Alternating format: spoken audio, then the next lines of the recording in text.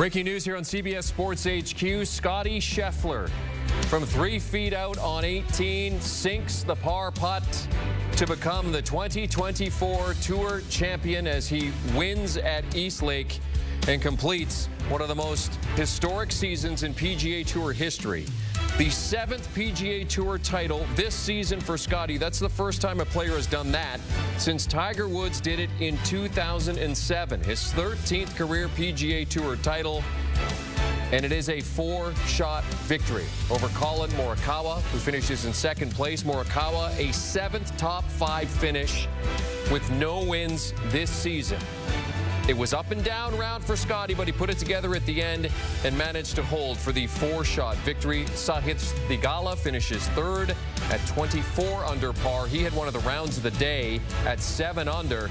The round of the day, though, went to Russell Henley, who finished in T4 with Adam Scott and Xander Schauffele at 19 under after a 9 under on Sunday. All right, let's welcome in our golf analyst and First Cut podcast OGs, Rick Gehman and Kyle Porter, for more on Scottie Scheffler winning the Tour Championship.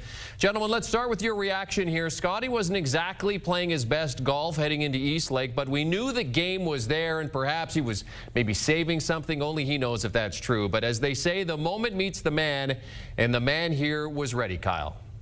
Yeah, I really thought this round today, guys, was emblematic of his entire season. And what I mean by that is it got going sideways, and the thing that he was able to do to fix it was mentally reset. And I think that's the hardest thing to do in golf.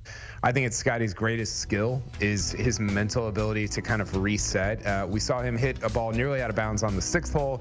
He hits a shank out of the bunker on the 8th hole. And all of a sudden, Collin Morikawa is within 2, and you're like, wait a second, is this 2022 all over again when Rory McIlroy ran him down? But it wasn't, because Scottie, as we know, made 3 straight birdies to basically slam the door on Morikawa.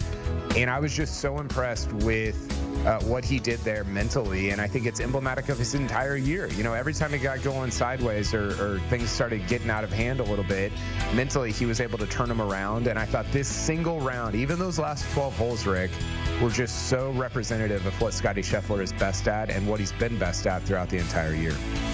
Yeah, he goes from hitting a literal shank on number 8 to hitting one of the best 4 irons we've ever seen on the 9th hole. So he is capable of just forgetting about the bad and focusing on the good. But I do like what Jeremy was getting at here. You know, the FedEx Cup playoffs were kind of weird if you're Scottie Scheffler. When they started, it was really a 12-round marathon. This is a situation where almost no matter what was going to happen in the first 2 legs of the playoffs, Scottie Scheffler was going to be at 10 under par when he kicked it off at Eastlake this week. So I think he was able to kind of work through some of the kinks in his game and really just kind of prepare himself to peak when he got to Eastlake, and that's exactly what he did. When you're starting at 10 under par and you shoot 4 rounds of 67 or better, you're going to be incredibly difficult to beat. And this is the ending that the PGA Tour season deserved. The guy who was the best player of the year runs away a little bit with the Tour Championship and the FedEx Cup. You know, we always say we don't like comparing anyone to Tiger Woods, but this season has been Tiger-like, perhaps even surpassing it. Doug Bell said earlier that with the Tour Championship win, this is the greatest season of the modern era. What say you, Rick? Oh man, that's a bold call, Doug. I think it's really great, but this is the best non-Tiger season. The problem that Scottie has, and it's a really good problem, right, is that he has so many wins and he's made so much money. We have to look to kind of poke holes in this. He is getting the benefit of some of the better players in the world playing on Live Golf. He is getting the benefit of these smaller no-cut events in which he absolutely dominated this year, things that really Tiger Woods did not have at his disposal. And of course, Tiger never got a chance to play in the Olympics. Didn't happen in his era. So this is, I do not want to take anything away from this. A magical season, literally one of the best seasons we've ever seen, but I stopped short of calling it better than a Tiger year. I mean, if the modern era is from 2008 on, then Doug is absolutely correct. But I don't think that's what he's referencing. I disagree. And listen, like, I'm with Rick. I'm not taking away anything from Scottie. I've written all year, Jeremy, about how Scottie was tracking toward one of the great seasons of the modern era and perhaps the greatest. I don't think he got there. And most of it is because there was a guy that was in the field on Sunday that won more major championships than him, right? So I think there was a couple of factors in play. I think it was maybe the most unique season of the modern era. I think we could say that. Masters, Players, gold medal, went to jail during a major championship. I mean, there was so many different things that happened that I don't think this season will ever be replicated, but I can't call it the greatest season of the modern era. I think that still goes to a handful of Tiger seasons in the early 2000s. No, and that's a fair point because, you know, you're not putting an asterisk next to anything, but it is worth mentioning the fact that there are some pretty good guys on the LIV Tour who might have made this season look a little bit different had they still been playing on the PGA Tour. And gentlemen, now that the season is over, I mean, if you were to ask ChatGPT to describe the 2024 golf season, what would that summary sentence say, Kyle?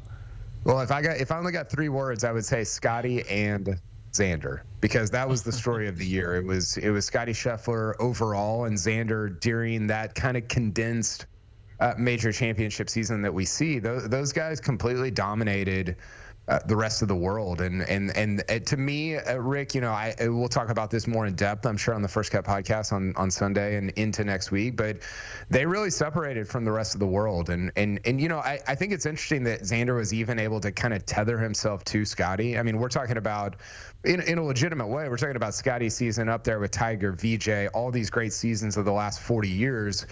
And yet I still think Xander is in that conversation a little bit. And that's a testament to what he did at the major championships, how good he played, how much he elevated his game, even more so than it already was throughout this year. So I think the story of this year is Scottie and Xander's separation from everybody else in the world, from Rory, from Colin Morikawa, from all these other guys in 2024. To me, that's the story of this season.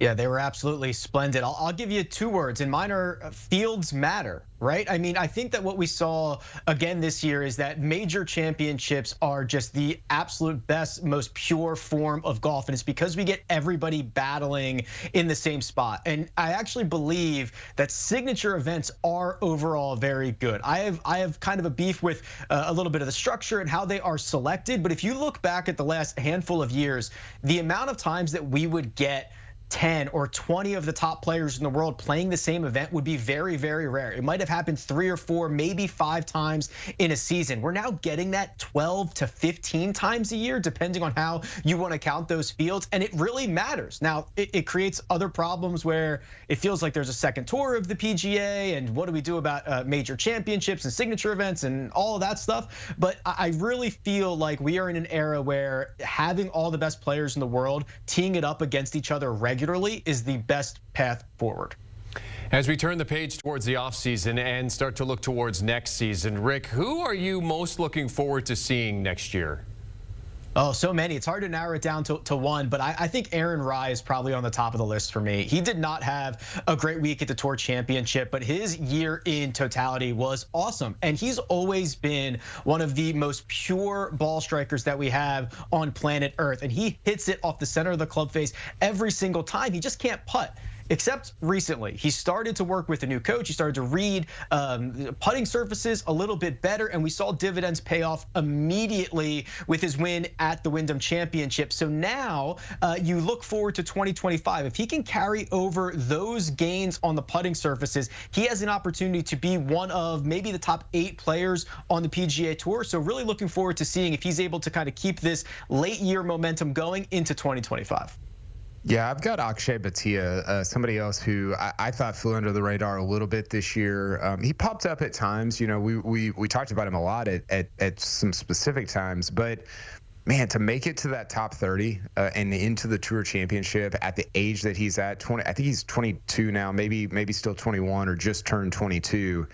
That's pretty special stuff, and I love guys, as you know, Rick, who keep progressing year over year. Their strokes gained number gets a little bit better year over year. Aaron Rai's on that list, and Akshay is as well. I'm interested to see what kind of leap he makes into that age 23 season in 2025 and even beyond that, and potentially could be on the President's Cup team for the United States later this fall, which could do wonders for him going into 2025. Stunned that neither of you said Ludwig Åberg. He's that's already there. He's given. a top 5 player. All right, he's already there, so we don't need to watch him because we already know that he's good. So we don't need him to make the jump up. But, yeah, good stuff as always, gentlemen. Our golf analysts Rick Gehman and Kyle Porter recapping Scottie Scheffler's win at the Tour Championship on Sunday. He dethrones Victor Hovland and caps off what some have said, Doug Bell, the greatest season in the modern era of golf, certainly one of the most historic seasons, and they'll be recapping that season and talking about Scottie Scheffler's win over on the First Cut podcast. You can download and follow wherever you get your pods, or scan that QR code. You can get the latest episode right now.